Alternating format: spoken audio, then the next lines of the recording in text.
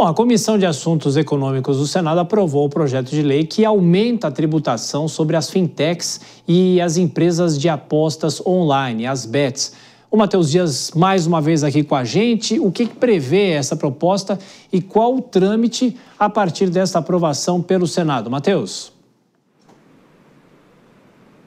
Tiago, boa noite para você novamente, boa noite a quem nos acompanha. Então hoje, como você bem disse, é aprovada na Comissão de Assuntos Econômicos do Senado por 21 votos favoráveis contra apenas um voto contrário, a proposta que resgata então trechos ali daquela primeira versão apresentada pelo governo federal lá atrás, a proposta que seria para a taxação BBB, a taxação das bets, bancos e bilionários, que seria para substituir o aumento do imposto sobre operações financeiras, o IOF. Naquele momento, a medida provisória foi cancelada, já que não foi votada na Câmara dos Deputados e teve o prazo, então, vencido. Teve a validade ali, o limite da validade vencido depois que a Câmara dos Deputados se recusou a votar o texto. A nova proposta, então, que tem como o relator, então, o deputado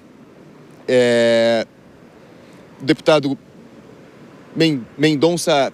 Só um segundo, Tiago, perdão.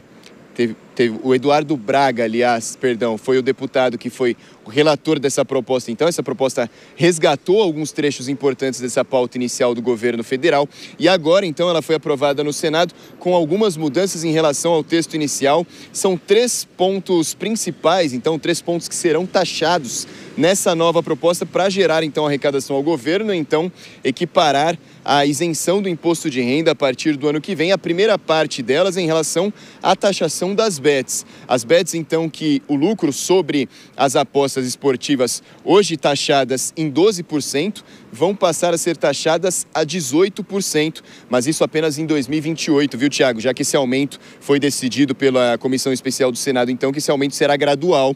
Em 2026 e 2027 vai passar de 12% para 15%, para que apenas em 2028, aí sim, chegue a 18%.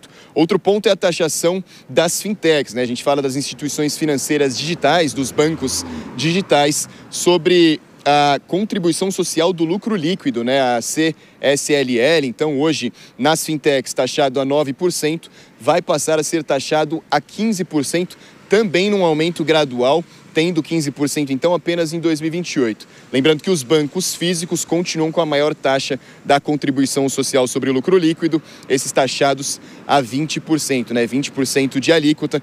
E, por fim, os juros sobre capital próprio e dividendos, viu, Tiago? Esses que são, basicamente, ações e lucros do mercado financeiro, então, empresas que têm capital aberto e possuem ações na Bolsa de Valores. Se você compra essas ações, você se torna ali de uma certa forma sócio dessas empresas e tem direito então a participações dos lucros dessas empresas. Hoje essas taxas são de 15%, mas vão ter um aumento nos dividendos então para chegar a 17,5%.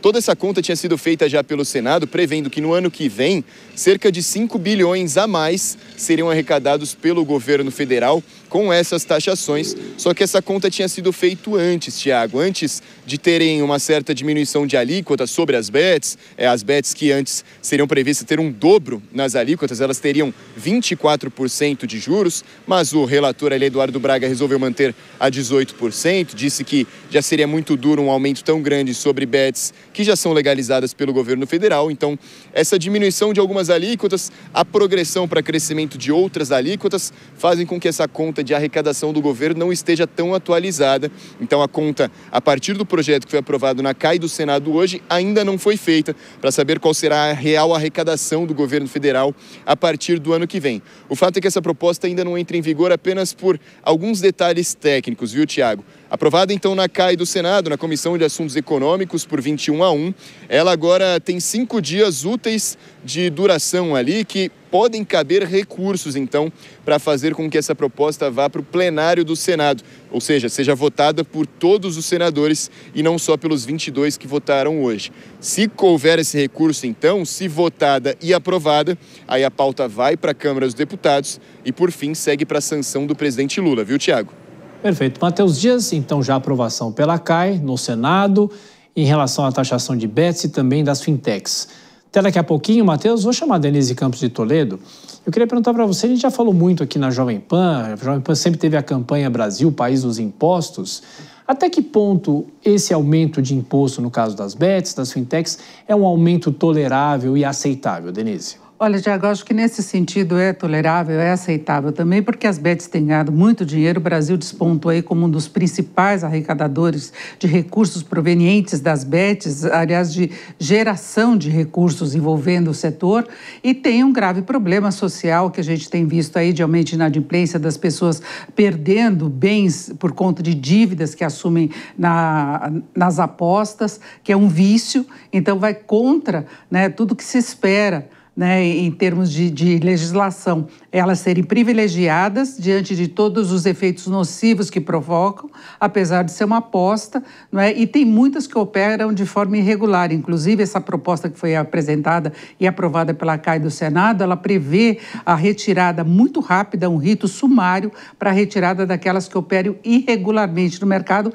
Então, elas saem das redes sociais para não continuar, não prosseguir nessa situação. Em relação às fintechs, elas têm um tratamento diferenciado do sistema financeiro, elas vêm avançando muito, e o que se espera é não apenas o aumento da tributação, uma equiparação maior com a taxação que é aplicada, por exemplo, sobre os bancos, que continua maior do que das fintechs, que trabalham com meios eletrônicos, e também que elas transmitam aí as irregularidades que consigam detectar nas operações, inclusive das bets. Então, foram alterações pequenas. Agora, vale salientar que o Senado aprovou por 21 votos a 1, né? Então pode ir diretamente para a votação na Câmara, mas houve um certo embate aí com o Ministério da Fazenda, que não concordou com algumas mudanças que eram previstas no texto, teve aí um meio de campo meio embolado, né, uma discussão toda, depois abafaram um pouquinho a crise e veio essa aprovação, que é importante para o governo, mas está longe do que o Ministério da Fazenda pretendia arrecadar.